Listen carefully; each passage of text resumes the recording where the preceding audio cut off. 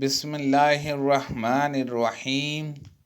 ایک مرتبہ میں اور رسول کریم صلی اللہ علیہ وسلم جا رہے تھے کہ ایک قوم کی کوڑی پر جو ایک دیوار کے پیچھے تھی پہنچے، تو آپ اس طرح کھڑے ہو گئے جس طرح ہم تم میں سے کوئی شخص کھڑا ہوتا ہے۔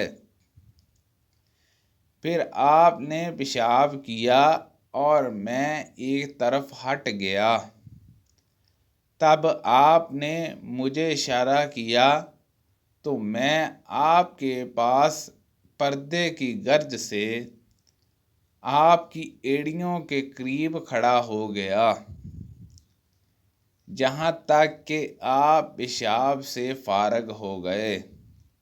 بوقت ضرورت ایسا بھی کیا جا سکتا ہے۔ ابو موسیٰ اشعری پیشاب کے بارے میں سختی سے کام لیتے تھے اور کہتے تھے کہ بنی اسرائیل میں جب کسی کے کپڑوں کو پیشاب لگ جاتا تو اسے کاٹ ڈالتے۔ ابو حذیفہ کہتے ہیں کہ کاش وہ اپنے اس تشدد سے رک جاتے، کیونکہ رسول اللہ صلی اللہ علیہ وسلم کسی قوم کی کوڑی پر تشریف لائے اور آپ نے وہاں کھڑے ہو کر پیشاب کیا۔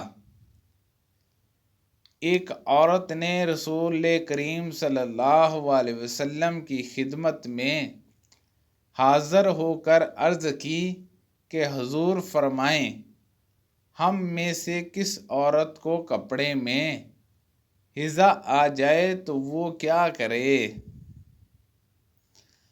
آپ صلی اللہ علیہ وسلم نے فرمایا کہ پہلے اسے کھرچے، پھر پانی سے رگڑے اور پانی سے دھو ڈالے اور اسی کپڑے میں نماز پڑھ لے۔ ابو حبشہ کی بیٹی فاطمہ رسول اللہ صلی اللہ علیہ وسلم کی خدمت میں حاضر ہوئی اور اس نے کہا کہ میں ایک ایسی عورت ہوں جسے استحاضہ کی بیماری ہے، اس لیے میں پاک نہیں رہتی، تو کیا میں نماز چھوڑ دوں؟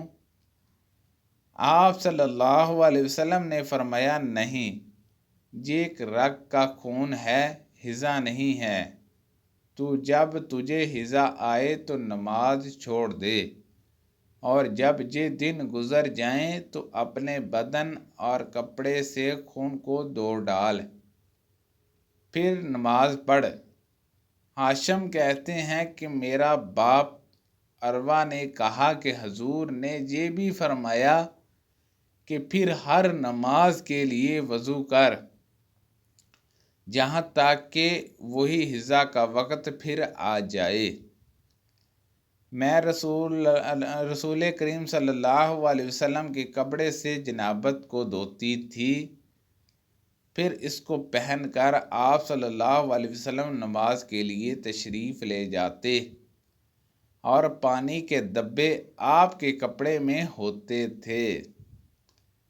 میں نے حضرت عائشہ رضی اللہ عنہما سے اس منی کے بارے میں پوچھا جو کپڑوں کو لگ جائے، تو انہوں نے فرمایا کہ میں منی کو رسول کریم صلی اللہ علیہ وسلم کے کپڑے سے دھو ڈالتی تھی،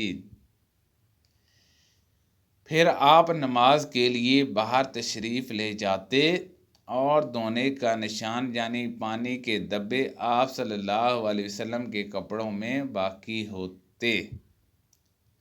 سبحان اللہ عز و جل۔ اللہ پاک سے دعا ہے کہ اللہ پاک ان حدیثوں پر عمل کرنے کی توفیق عطا فرمائے۔ اللہ پاک ہم سب کو صحت و تندرستی عطا فرمائے، آمین، بجاہ النبی الامین صلی اللہ علیہ وسلم۔